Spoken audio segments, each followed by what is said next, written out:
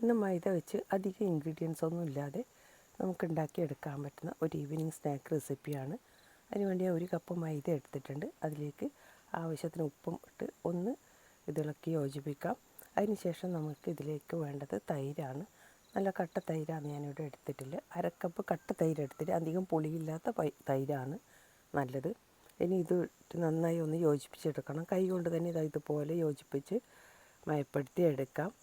അതിനുശേഷം ഇതിലേക്ക് കുറേശ്ശെ ഇതുപോലെ വെള്ളം ചേർത്ത് നമുക്കൊന്ന് കുഴച്ചെടുക്കാം. ലൂസ് ബാറ്ററാണ് നമുക്ക് വേണ്ടത്, അധികം ലൂസല്ല. ഞാൻ കാണിച്ചു തരാം. അപ്പം വെള്ളത്തിൻ്റെ കണക്ക് കൃത്യമായിട്ടൊന്നും പറയാൻ പറ്റില്ല, ഇതുപോലെ ഉണ്ടാവണം. അതിനുശേഷം ഇതിലേക്ക് 1/4 ടീസ്പൂൺ ബേക്കിംഗ് സോഡ ചേർത്ത് കൊടുത്തിട്ടുണ്ട്. ഇനി ഇതും ചേർത്ത് നന്നായി ഒന്ന് യോജിപ്പിക്കണം. കട്ടയൊന്നും ഉണ്ടാവരുത് കേട്ടോ. അതുപോലെ ഇതേപോലെ യോജിപ്പിച്ചെടുത്തിട്ടുണ്ട്. ഇനി ഇത് കുറച്ച് സമയം മൂടി വെക്കാം. ആ സമയത്ത് നമുക്ക് ഇതിലേക്ക് വേണ്ടുന്ന സവോള, പച്ചമുളക് ഇതൊക്കെ ചെറുതായി ഒന്ന് നുറുക്കിയെടുക്കണം. അത്രയും സമയം മതി കേട്ടോ. ഇപ്പം ഞാനിതെല്ലാം മുറിച്ചെടുത്തിട്ടുണ്ട്. കറിവേപ്പില എന്തുകൊണ്ട് നമുക്ക് ചേർത്ത് കൊടുക്കാം. ഇനി ഇതിലേക്ക് ചേർത്ത് കൊടുത്ത് ഒന്ന് ഇതുപോലെ ഒന്ന് യോജിപ്പിച്ചെടുക്കാം.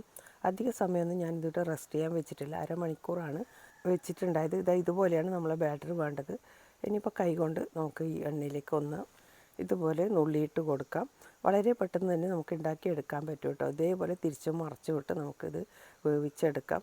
നല്ലൊരു ടേസ്റ്റ് പലഹാരമാണ്. കുട്ടികൾക്കും ഇഷ്ടമാവും, എല്ലാവർക്കും ഒരുപോലെ ഇഷ്ടമാവും. അപ്പോൾ അത് ഞാൻ കുറേ എണ്ണം തന്നെ ഇതിലേക്ക് ഇട്ട് കൊടുക്കുന്നുണ്ട്.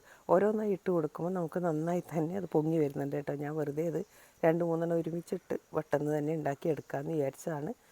പിന്നെ നമുക്ക് സമയമുണ്ടെങ്കിൽ നമ്മുടെ ബാറ്റർ ഒരു 1-2 മണിക്കൂർ വെച്ചാൽ ഇത് നന്നായി തന്നെ പൊങ്ങി വരുന്നുണ്ട് കേട്ടോ. എനിക്ക് സമയമില്ലാത്തതുകൊണ്ട് ഞാനൊരു അരമണിക്കൂർ മാത്രമേ വെച്ചിട്ടുള്ളൂ. എന്നാലും നല്ലൊരു ടേസ്റ്റി പലഹാരമാണ്. അപ്പോൾ നിങ്ങളെല്ലാവരും ഒന്ന് ട്രൈ ചെയ്ത് നോക്കണേ. ഇത്രയേ ഉള്ളൂ ഇന്നത്തെ video. Thank you for watching.